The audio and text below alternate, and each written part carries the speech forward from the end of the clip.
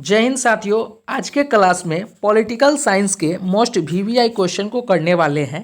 पिछले क्लासों में हम लोगों ने 60 प्रश्न को जो है कंप्लीट कर लिया है। आज के सेशन में हम लोग 61वां जो है 61 नंबर प्रश्न से जो है क्वेश्चन से जो है स्टार्ट करने वाले हैं। साथियों अभी जो है कुछ दिनों से आप सभी का जो है क्लास स्टार्ट नहीं चल रहा था। इसका रीज़न है थोड़ा सा स्वास्थ्य बिगड़ जाना।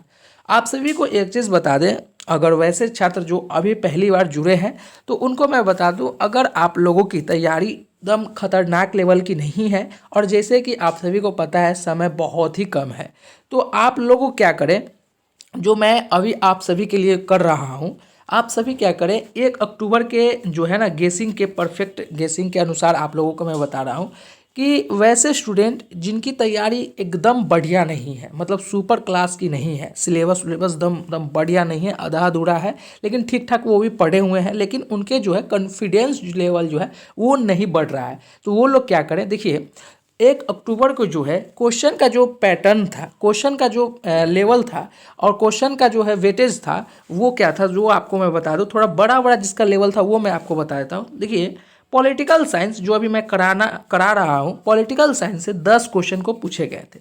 उसके बाद आपके बायोलॉजी से जो है 10 क्वेश्चन पूछे गए थे। उसके बाद आपके इंग्लिश से जो है 10 क्वेश्चन पूछे गए थे। उसके बाद मैथ्स से जो है आपके 10 क्वेश्चन पूछे गए थे। उसके बाद हिंदी से जो है आपके 10 क्वेश्चन पूछे गए थे। यह सभी जो है देख लीजिए, एक मतलब 5 सब्जेक्ट से आपका 50 नंबर क्वेश्चन पूछे गए हैं और यह सभी बहुत बहुत आसान जो है सब्जेक्ट है, आप आसानी से कवर कर लेंगे। पॉलिटी में कोई ज़्यादा नहीं है, अगर आपका संविधान, अगर कॉन्स्टिट्यूशंस अगर आपका क्लियर है तो, जो कि मैं आप सभी को एकदम कंसेप्ट वाइज जो है एकदम अच्छे से संविधान के एक एक अनुच्छेद को और एक एक अनुसूची को जो है कवर कराने वाला हूं और करा भी रहा हूं, जैसे कि 60 प्रश्नों में आप लोगों ने देखा है। तो 10 नंबर में इसमें तो 9 नंबर आप आसानी से ले आएंगे। बायोलॉजी में भी 10 में 10 आप ला सकते हैं, लेकिन कम से कम 9 तो लिए आकर आ सकते हैं। इंग्लिश में 10 नहीं ला सकते हैं, ये मैं मान सकता हूँ, क्योंकि बिहार के इंग्लिश थोड़ा सा वीक होता है स्टूडेंट का, तो आप कम से कम 6-7 तो ला ही सकते हैं। मैथ में 10 में 10 तो एक्सपेक्ट कर ही सकते हैं और हिंदी में 10 में 10 एक्सपेक्ट कर सकते हैं। ओवरऑल यहाँ देखा जाए, आप थोड़ा सा समझेंगे तो आपने 50 क्वेश्चन को मात्र 10 से 15 दिन में, मतलब 10-15 दिन में, 4-5-6 दिन में आप जो है 50 नंबर के सिलेबस को आप जो है 10 दिन में कवर कर लेंगे और 50 में जो है 40 से 45 नंबर आसानी से उठा लेंगे। और जो बाकी 50 क्वेश्चन बच रहा है, जिसमें बिहार जीके, करेंट अफेयर्स आपके हो गए, ज्योग्राफी हो गया, हिस्ट्री हो गया, ये सभी से आप जो है आसानी से, उम्मीद है अगर तुक्का भी मारते हैं तो 20-30 नंबर जो है, 20-40 नंबर जो है आसानी से आप कवर कर लेंगे और 70 के करीब जो है आप आसानी से पहुंच जाएंगे। यकीन मानिए आप सभी का कटअप जो रहेगा यही रहेगा 70। जनरल और ओबीसी या सभी का जो है लगभग सेम ही रहता है, 2-4 नंबर आगे पीछे रहेगा, है ना। तो 70 नंबर तक आप आसानी से पहुंच रहे हैं और आपका सिलेक्शन जो है यही है। आप देखिए एक चीज़ और मैं बता दूं, क्योंकि क्लास तो हर समय अभी होता ही रहेगा, लेकिन जो है मतलब एक संयंत्र जो है, एक आपका मंजिल जाने के लिए एक फॉर्मूला आपका पता होना चाहिए कि क्या करने से जो है मुझे सफलता मिलेगी। देखिए आपको 100 नंबर की तैयारी नहीं करना है, यकीन कीजिए आप लोगों को नेगेटिव मार्किंग नहीं है, आपको 100 नंबर की तैयारी नहीं करना है। आप सोचिए 70 नंबर की हमको तैयारी करना है। मैं ऐसा क्यों बोल रहा हूँ, अगर आप लोगों ने पहले से पढ़ रखा है तो आपकी तैयारी बहुत बेहतरीन है और अब जो है आप रिवाइज कर रहे हैं, प्रैक्टिस सेट कर रहे हैं, तो आप लोग जो है वैसे चैप्टर को पढ़ें अभी जिसका वेटेज ज़्यादा हो, क्योंकि समय बहुत कम है। अगर आप पूरा हिस्ट्री को फिर से सिलेबस कंप्लीट करने जाएंगे तो कम से कम 6 महीना लगेगा, ज्योग्राफी को करने जाएंगे तो कम से कम 3 से 4 महीना लगेगा। इसी तरीके से आपको कम से कम पूरा टोटल करने में 8 महीना के आसपास लग जाएगा, पूरा मतलब 10 सब्जेक्ट को अगर 10-10 घंटा पढ़ते हैं तो। इसलिए मैं आपको बता रहा हूँ कि जितना भी बचा हुआ है जो मैं आपको करा रहा हूँ, जैसे कि पॉलिटिकल साइंस हो गया, बायोलॉजी हो गया, उसके बाद आपको हिंदी में करा रहा हूँ, मतलब आपको जो है लेकर चल रहा हूँ 30 नंबर का जो है लगातार एक दिन में लेकर चल रहा हूँ और 20 से क्वेश्चन ज़्यादा नहीं पढ़ा रहा हूँ। ऐसा भी नहीं मतलब बहुत ज़्यादा आप लोगों को दबाव दे रहा हूँ, मतलब इतना पढ़ो उतना पढ़ो, इस तरीके का मैं आपको नहीं कर रहा हूँ। मतलब चुनिंदा क्वेश्चन पढ़ें और लिमिटेड पढ़ें जो आप अपने दिमाग में अटा सकें। और अभी पर्व का समय चल रहा है, तो और आप लोग जो है पढ़ना पसंद नहीं करेंगे, इसलिए मैं सिर्फ और सिर्फ 20 में आप 20 मिनट में 20 क्वेश्चन पढ़ाने का ट्राई कर रहा हूं और आप सभी जो है इसमें 20 में 20 सही करने का उम्मीद है कि आप लोग प्रयत्न करेंगे। और वीडियो को स्टार्ट करते हैं, क्लास को स्टार्ट करते हैं, सेशन को स्टार्ट करते हैं, क्योंकि ज़्यादा बकवास करने से ज़्यादा काम पे फोकस किया जाए। चलिए तो स्टार्ट करते हैं पहला प्रश्न। और स्टार्ट करने से पहले एक चीज़, अगर आप इस चैनल पर पहली बार आए हैं तो इस चैनल को सब्सक्राइब कर दें, और अगर सब्सक्राइब आप लोग कर दिए हैं तो ज़रूर कर दें। चलिए पहला प्रश्न सवाल नंबर 61 आप सभी से पूछा क्या जा रहा है। सवाल नंबर 61, चलिए 61 आप सभी से क्या पूछ रहा है कि निम्न में से कौन सा कथन जो है भारतीय संविधान की प्रस्तावना के संबंध में सही नहीं है। 4 ऑप्शन आप सभी को दिया गया है। भारतीय, देखिए पॉलिटिकल साइंस में कुछ भी नहीं है, जो है सो संविधान ही है। संविधान से ही पूरा का पूरा वेटेज उठता है अगर आप इसको कवर करेंगे तो। चलिए निम्न में से कौन सा कथन भारतीय संविधान की प्रस्तावना के संबंध में सही नहीं है। ए, यह न्यायवादी नहीं है, जो कि यह बात सही है। उसके बाद बी, प्रस्तावना न ही व्यवस्थापिक की शक्ति का स्रोत है और न ही उसकी शक्तियों का निषेध करती है, जो कि ये बात सही है। और प्रस्तावना संविधान का भाग है, ये बिल्कुल सही है। ऑप्शन 1 बच रहा है, वो जो कि लास्ट है, वो है कि प्रस्तावना में अभी तक सिर्फ 2 बार ही संशोधन किया गया है, जो कि ये बात गलत है। तो सवाल नंबर 61 का जो राइट ऑप्शन आपका हो जाएगा वो ऑप्शन आपका डी हो जाएगा। चलिए नेक्स्ट क्वेश्चन की ओर चलते हैं, और मैं आपको पूरा ट्राई करूंगा कि आपको साफ साफ दिखे और अच्छे से दिखे, ठीक है। चलिए नेक्स्ट क्वेश्चन सवाल नंबर 62 आप सभी से क्या पूछ रहा है कि लोक लेखा समिति अपनी रिपोर्ट प्रस्तुत कहाँ करती है। ए, नियंत्रक एवं महालेख परीक्षक को। बी, लोकसभा के स्पीकर को। सी, संसदीय मामलों के मंत्री को। या डी, भारत के राष्ट्रपति को। तो लोक लेखा समिति अपनी रिपोर्ट प्रस्तुत लोकसभा के स्पीकर को करती है। तो सवाल नंबर 62 का राइट ऑप्शन जो है ये ऑप्शन आपका बी हो जाएगा। ऐसे ही प्रश्न आएंगे, 1 लाइन क्वेश्चन आपका आने वाला है, बहुत बड़ा घुमा घुमा कर पूछने वाला प्रश्न अब जो है नहीं दिया जाएगा इस बार, है ना। चलिए नेक्स्ट क्वेश्चन सवाल नंबर 63 आप सभी से क्या पूछा जा रहा है। सवाल नंबर 63 में कि राज्य सरकारों का संवैधानिक प्रमुख कौन होता है। ए, मुख्यमंत्री। बी, राज्यपाल। सी, अध्यक्ष। या डी, उच्च न्यायालय का न्यायाधीश। तो राज्य सरकारों का संवैधानिक प्रमुख जो है वो राज्यपाल होता है। तो राइट ऑप्शन जो है सवाल नंबर 63 का जो हो जाएगा वो आप सभी का बी हो जाएगा। 3 क्वेश्चन में आप लोगों का मुश्किल से अगर 1-2 भी अगर सही हो रहा है तो जैसे जैसे अभी प्रश्न का वेटेज बढ़ेगा, 10 में अगर 5 भी हो रहा है तो आपका सही है, यानी मतलब तैयारी सही है। और आपका बिल्कुल अभी 3 में 3 भी गलत हो गया है तो आप घबराएं नहीं, अभी 20 में 17 क्वेश्चन अभी बचा हुआ है ना। चलिए नेक्स्ट क्वेश्चन सवाल नंबर 64 आप सभी से क्या पूछा जा रहा है कि किस अनुच्छेद के अनुसार भारत के राष्ट्रपति द्वारा राष्ट्रपति आपातकाल की घोषणा की जाती है। ए, अनुच्छेद 352। बी, अनुच्छेद 370। सी, अनुच्छेद 371। या डी, अनुच्छेद 395। सवाल नंबर 64 का राइट ऑप्शन हो जाएगा कि अनुच्छेद 352 के अनुसार भारत के राष्ट्रपति द्वारा राष्ट्रीय आपातकाल की घोषणा की जाती है। तो सवाल नंबर 64 का जो राइट ऑप्शन हो जाएगा वो ऑप्शन आपका ए हो जाएगा।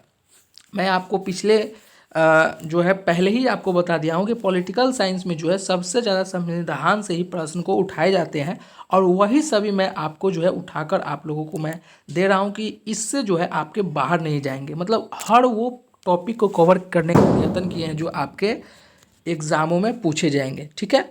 चलिए सवाल नंबर 65 आप सभी से क्या पूछा जा रहा है कि भारत के संविधान में चुनाव प्रणाली का प्रावधान किन अनुच्छेद में किया गया है। 4 ऑप्शन दिया गया है, आप सभी को बताना है। ए, अनुच्छेद 124 से लेकर 128 के बीच में। या बी, अनुच्छेद 324 से लेकर 329 के बीच में। या सी, अनुच्छेद 256 से लेकर 259 के बीच में। या डी, अनुच्छेद 274 से लेकर 279 के बीच में। तो देखिए आप सभी का भारत के संविधान में चुनाव प्रणाली का जो प्रावधान किया गया है वो प्रावधान किया गया है अनुच्छेद 324 से लेकर 329 अनुच्छेद में। तो सवाल नंबर 65 का जो राइट ऑप्शन हो जाएगा वो ऑप्शन आपका बी हो जाएगा। नेक्स्ट क्वेश्चन की ओर चलते हैं। थोड़ा सा आप सभी को पटाखा का बैकग्राउंड नॉइज़ आ रहा होगा तो आप लोग कन्विंस कर लेंगे क्योंकि आप लोग भी जरूर पटाखे का मज़ा ले रहे होंगे। चलिए सवाल नंबर 66, राज्यसभा में होते हैं ए 280 सदस्य। देखिए इसमें बहुत सारे ऐसे स्टूडेंट होंगे जो त्यौहार के समय में भी जो है पढ़ाई करते होंगे, उनको पता है कि यह त्यौहार को खुशियों से भरने के लिए एक जॉब का होना कितना ज़रूरी है। एक बेरोज़गार के लिए त्यौहार का मायने कुछ भी नहीं है, इसलिए आप लोग हार्ड वर्क करें, पेशेंस रखें और कंसिस्टेंसी मेंटेन रखें। जितना वीडियोस आ रहा है उसको पूरा वॉच करें और पूरा कंसेप्ट को समझें। इससे क्या होगा कि आपका जो है जितना भी वीक पॉइंट होगा वो सभी कवर होते जाएंगे, है ना। चलिए सवाल नंबर 66 आप सभी से क्या पूछा जा रहा है कि राज्यसभा ए 280 सदस्य जिनमें 20 सदस्य भारत के राष्ट्रपति द्वारा मनोनीत किया जाते हैं, या बी 275 सदस्य जिनमें 18 सदस्य भारत के राष्ट्रपति द्वारा मनोनीत किए जाते हैं, या सी 250 सदस्य जिनमें 12 सदस्य भारत के राष्ट्रपति द्वारा मनोनीत किए जाते हैं, या डी 252 सदस्य जिनमें 12 सदस्य भारत के राष्ट्रपति द्वारा मनोनीत किए जाते हैं।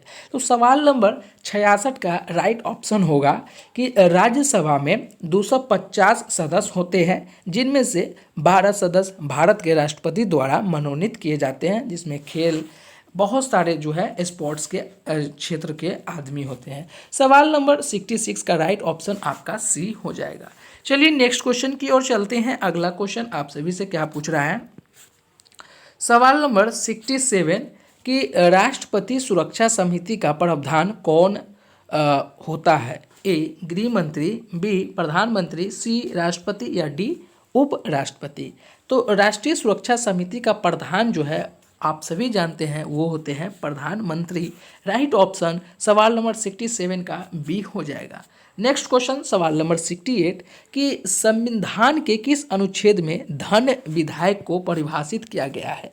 ए देख रहे हैं आपको लिए मैं इतना वेटेज, इतना अच्छा क्वेश्चंस आप लोगों के लिए मैं सेट किया हूँ, मतलब यही सभी क्वेश्चन आएंगे, इससे बाहर पूछेगा ही नहीं। अगर आपको मैं 400 क्वेश्चन टोटल, ज़्यादा नहीं करा रहा हूँ, 400 क्वेश्चन मैं आप सभी के लिए करा रहा हूँ। अगर इतना कर लेते हैं ना पॉलिटिकल का तो इससे बाहर 10 क्वेश्चन नहीं जाएगा। सोचिए ना 10 क्वेश्चन के लिए 400 क्वेश्चन का अटैक करा रहे हैं, 110% इससे बाहर नहीं जाएगा। चलिए नेक्स्ट क्वेश्चन आप सभी से क्या कहा रहा है कि संविधान के किस अनुच्छेद में धन विधायक को परिभाषित किया गया है। ए अनुच्छेद 220 में, बी अनुच्छेद 110 में, या डी अनुच्छेद 140 में, या अनुच्छेद 210 में।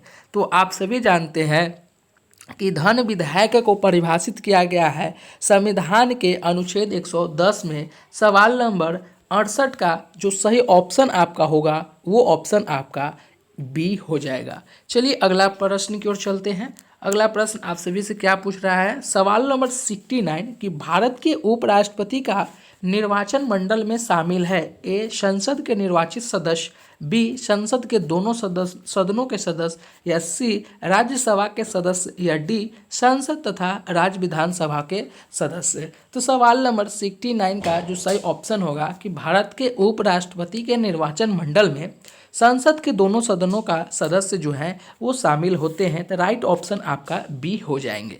चलिए अगला प्रश्न की ओर चलते हैं।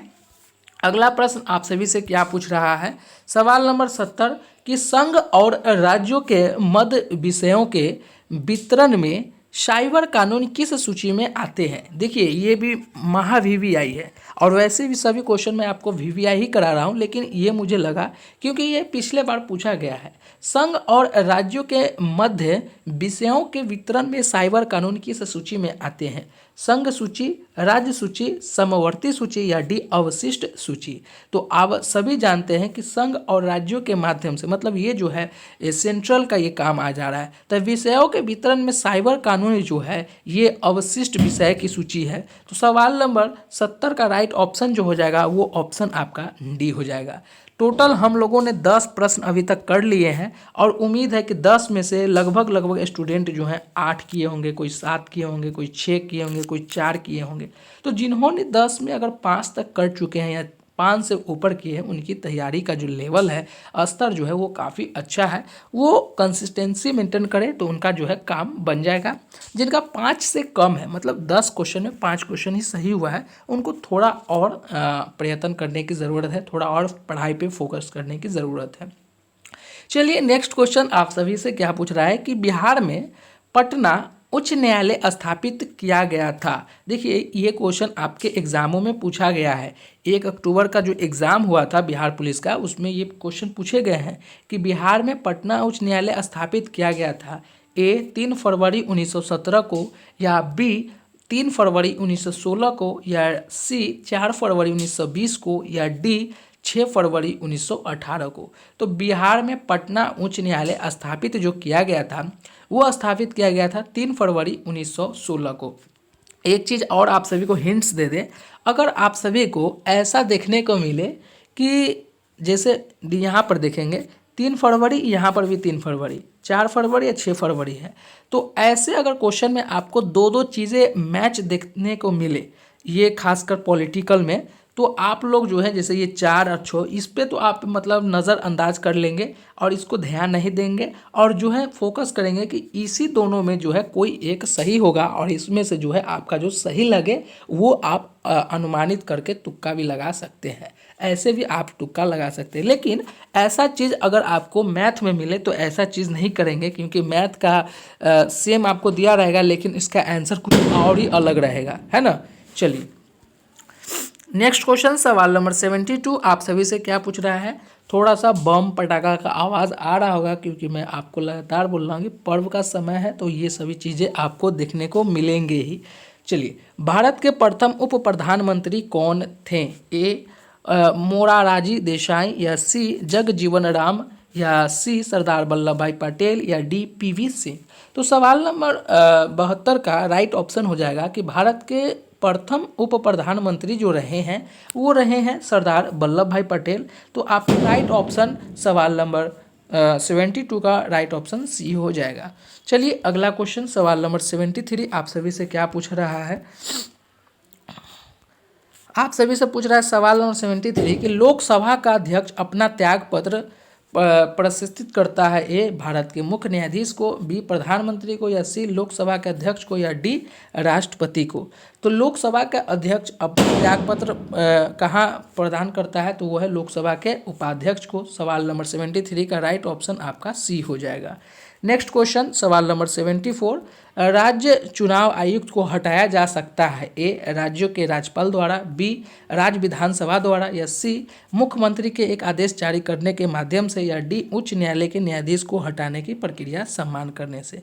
सवाल नंबर 74 का राइट जो ऑप्शन होगा, राज्य चुनाव आयुक्त को हटाने के लिए उच्च न्यायालय के न्यायाधीश को हटाने का सम्मान प्रक्रिया के बराबर होगा। तो राइट ऑप्शन आपका डी हो जाएगा। और यह क्वेश्चन लास्ट हम लोग करने वाले हैं। आज टोटल 15 करेंगे और 5 बाद में करेंगे। इसका रीज़न ये है कि अभी जो है बच्चे लोग काफ़ी ज़्यादा फटाखा फोड़ रहे हैं और फटाके दिवाली के ऑफर मतलब इसमें जो है मगन है, और आपको जो है हक है कि आप लोग भी थोड़ा सा एंटरटेनमेंट कर ले। मैं आपके लिए इसलिए बनाया था क्योंकि आज के दिन ज़रूरी पढ़ना है हर विद्यार्थी को। तो आप सभी के लिए सुपर 20 क्वेश्चन पढ़ाने का उम्मीद में थे, लेकिन काफ़ी ज़्यादा ये फटाखा का साउंड आने के कारण आप लोग भी जो है प्रभावित हो रहे होंगे, इसलिए लास्ट क्वेश्चन रहेगा। और एक चीज़ और बता दें आप सभी को कि कितने क्वेश्चन आप सभी सही किए हैं, ये कमेंट बॉक्स में ज़रूर बताएंगे। चलिए सवाल नंबर 75 कि मंत्री परिषद लोकसभा के प्रति सामूहिक रूप से उत्तरदायी होंगे, वर्णन करें। ए अनुच्छेद 75 ए में, बी अनुच्छेद 72 बी में, या सी अनुच्छेद 75 3 में, या डी अनुच्छेद 75 4 में। सवाल नंबर 75 का राइट ऑप्शन होगा कि मंत्री परिषद लोकसभा के प्रति सामूहिक रूप से उत्तरदायी होंगे, यह अनुच्छेद 75 3 में जो है संबोधित किया गया है। सवाल नंबर 75 का जो राइट ऑप्शन हो जाएगा वो ऑप्शन आपका सी हो जाएगा। साथियों आज के सेशन में हम लोग 15 मात्रम क्वेश्चन किए हैं। आपका 15 में कितना सही हुआ है, 8 10 जितना सही हुआ है वो आप लोग बताएंगे। और काफ़ी ज़्यादा दिवाली में जो है बच्चे लोग अपना फटाका में मगन है, जिसके कारण आप सभी को थोड़ा सा बाधित होना पड़ रहा है। इसलिए आज का क्लास यही ख़त्म होता है। आप सभी को हैप्पी दिवाली और आप सभी के जीवन में खुशियों का रंग भर दें। जो है फिर मिलते एक नए सेशन में, जब तक के लिए जय हिंद।